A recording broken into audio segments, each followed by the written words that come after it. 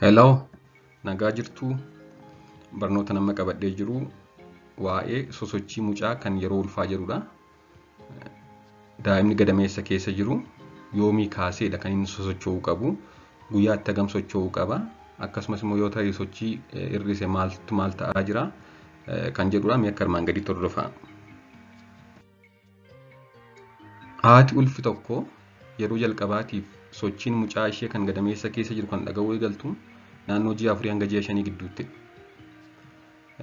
Haa ta'u malee kanneen yeroo jalqabaaf ulfaa'an gara naannoo dhuma ji'a 5 ta'uu danda'a jechuudha. Kanneen kanaan dura si'a 2-3 immoo da'anii mucaa qaban dafanii dhaga'uu jalqabu. Kanaafuu garaagarummaa qaba jechuudha. Kanneen reefuu yeroo jalqabaaf ulfaa'an dafanii hin dhaga'anii ni turu. Kanneen immoo kanaan dura mucaa qaban immoo yookaan da'anii turan immoo dafanii dhaga'u. Haa ta'u malee akka walii galaatti garuu giddu galeessaan naannoo ji'a 4 hanga ji'a 5 gidduutti dhaga'uu jalqabu. Wayita ulfaa ji'a 6 irraa kaasanii sochii daa'ima isaanii akka hordofanidha kan gorfamu jechuudha. Kunis faayidaa mataa isaa waan qabuuf. Erga sosocho'uu eegalanii booda sa'a 2 keessatti si'a 10 fi isaa ol sosocho'u. Sa'a 2 keessatti si'a 10 fi isaa ol sosocho'u. Garaagarummaa daqiiqaa muraasaadhaan jechuudha. Yoo sochiin isaa lakkoofsan yookaan hanga duraanii irraa yoo hir'ate hatattamaan ogeessa fayyaa mariisuun baay'ee barbaachisaadha.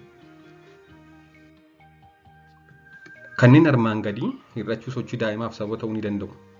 Yeroo baay'ee kan gorfamu sochii yoo hir'ise daa'imni yeroo hundaa rakkoo cimaa akka ta'etti gorfama. Haa ta'u malee darbees maaltu akka daa'imni ammaan sochoone godha kan jedhuu fi inni jalqabaan daa'imni wayita rafu yookaan yeroo rafaa jiru taanaan sosocho'an yeroo hedduu. Kanaaf tarii daa'imni rafaa jiru yoo socho'an jiru ta'e yookaan immoo haati muddamuu yookaan qo'ammachuu stress yoo taatee jirti ta'e yookaan mataa riifataa jirti yoo ta'e daa'imni sosocho'uu dhiisuu danda'a. Akkasumas hir'achuu yookaan dabaluu bishaan gubbee polyhydramnios or decreased amniotic fluid baay'achuu yookaan hir'achuu bishaan gubbee sosochii hir'isuu daa'imaaf sababa ta'uu danda'a. Yoo bishaan gubbee baay'atee ta'e haati sun fiil gochaa hin jirtu malee mucaan socho'aa jira. Sababni isaas bishaan gubbee hedduu waan ta'eef ishee tuqaa hin jiru. Yoo xiqqaate immoo daa'imni sosocho'uuf bakki hin jiru jechuudha. Gara biraan daa'imni gara dugda haadhaatti garagaltee taa'aa jirti yoo ta'e haati fiil gochuu dhiisuu dandeetti sochii mucaa kanaa. Akkasumas wayita of kaltii fuuldura gadameessa gara keessaatti argamu. Of kaltiin fuuldura gadameessa gara keessaatti argamu yoo ta'e tariitii sosocho'uu daa'imaa fiil gochuu dhiisuu dandeessi. Kana malees wayita haati ulfaa dhaabbattu yookaan teessu dhaabbataa jirti yoo ta'e yookaan taa'aa jirti yoo ta'e tariitii hir'achuu danda'a jechuudha sochiin mucaa. Akkasumas immoo wayita haati beeloftu. Haati beelotee jirti taanaan nyaata hin nyaanne taanaan yeroo isheen beeloftu sochiin mucaa hir'achuu danda'a jechuudha. Dhibeewwan wayita ulfaa fi ulfa dura kan daa'ima miidhan hir'achuu sochii daa'imaaf sababa waan ta'aniif harmooliin ulfaa hundinuu sochii daa'ima isaanii hordofuu qabu. Egaa kanneen amma akka sababaatti kaasne hir'achuu sochii daa'imaaf kan fiduu danda'anidha. Haa ta'u malee yeroo hedduu sosocho'uu dhiisuun daa'imaa gaarii miti. Dhibeewwan yeroo ulfaa fi ulfa dura mul'atan kan daa'ima miidhan tokko ta'uu danda'a. Kanaaf sosochii mucaa isaanii lakkaa'uu qabu jechuudha haadholiin. Keessumaa yoo xiqqoo waan irratti itti fakkaate. Wayita sochiin mucaa waan irratti itti fakkaate yookaan irratee jira yoo itti fakkaate maal gochuu qabu haadholiin?